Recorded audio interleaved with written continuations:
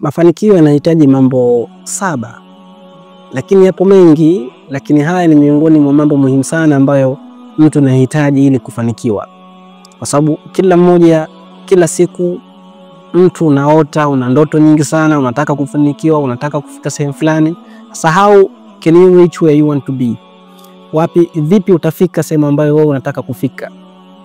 Kuna baadhi ya mambo ambayo watu wameelezea ambayo ni muhimu sana mtu kujifunza na kuyasikia na kuyasikiliza na kuyafanyia kazi. Maana shida si kusikiliza, maana everyone can listen, lakini kutake into action ndio jambo ambalo wengi sana tunalishinda. Tunajua mengi lakini kuyafanyia kazi ndio mtihani. Kwa jambo la kwanza ni hard work, kufanya kazi kwa bidii. Sidhani kama kuna mtu ambaye hajui kwamba kufanya kazi kwa bidii ni miongoni mwa vitu ambavyo vinavyowafanya watu wafanikiwe.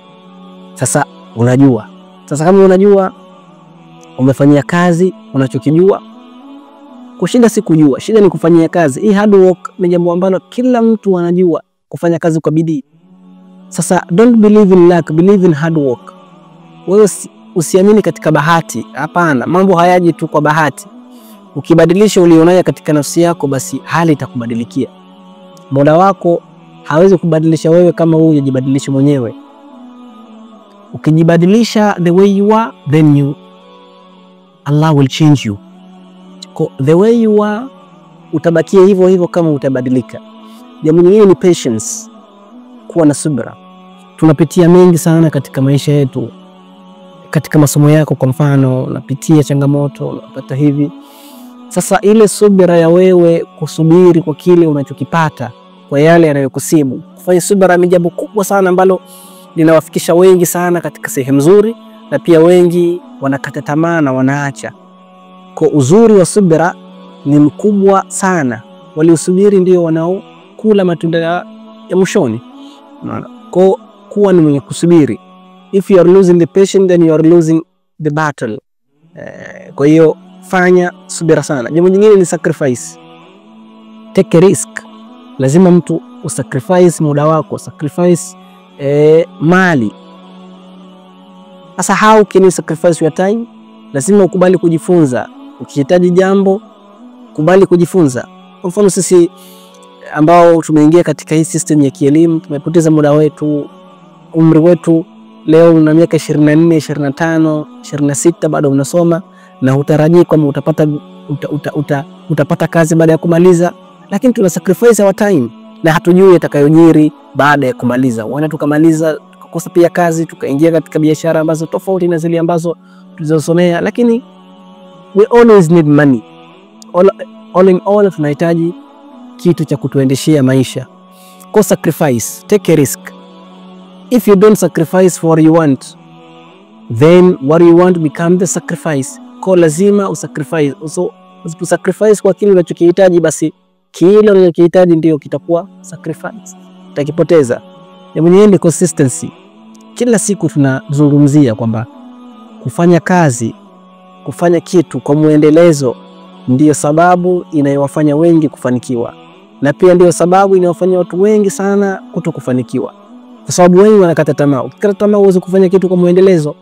Kwa ukikosa patience utakata tamaa. Ukishakata tamaa basi utaacha kufanya kitu kwa muendelezo. Utahitaji matokeo ya haraka.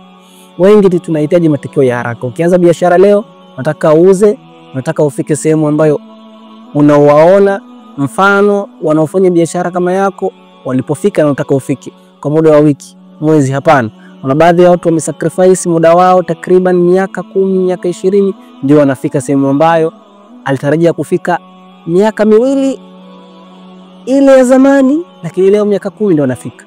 Lakini alifanya subira, akafanya kwa muendelezo, akafanikiwa.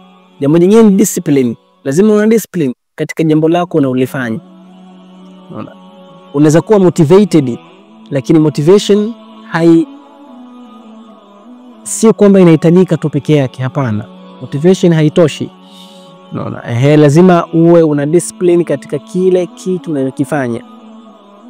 Jambo nyingine ni self confidence. Jiamini, amini unachokifanya, jiamini mwenyewe. Hakuna atakayekuaminisha isipokuwa kujiaminisha mwenyewe. Kwa lazima utengeneze namna ya kujitamkisha mambo ambayo au maneno ambayo yanaweza kukupatia nguvu za kuendelea. Unaona? Confidence is not like they will like me. Hapana. Confidence is I will be fine if they don't like me. Kama watu hawanihitaji, hawanipendi, mimi nitakuwa fine na nitaendelea kufanya kitu ambacho ninachokiamini kwamba ni sahihi na kitanipatia matokeo chanya. Endelea kufanya. Jamani, ni positive attitudes. Positive attitudes, lazima uwe na positive attitudes. Obstacles ambazo unazozipata zisikubadilishe na kuondoa katika njia. Vikwazo, misukosuko unayoipata ikufanye ikuimarishe katika njia unayotaka kufika, isikurejeshe nyuma. Kwa ukifanya haya ni miongoni mwa sababu baadhi ambazo zitakufanya ufanikiwe katika jambo lako, katika biashara, katika kusoma, katika mambo yote ambayo yanayoambatana na masuala ya kijamii, huenda utafanikiwa. Kwa yatekeleze na yafanyie kazi, utafanikiwa insha Allah.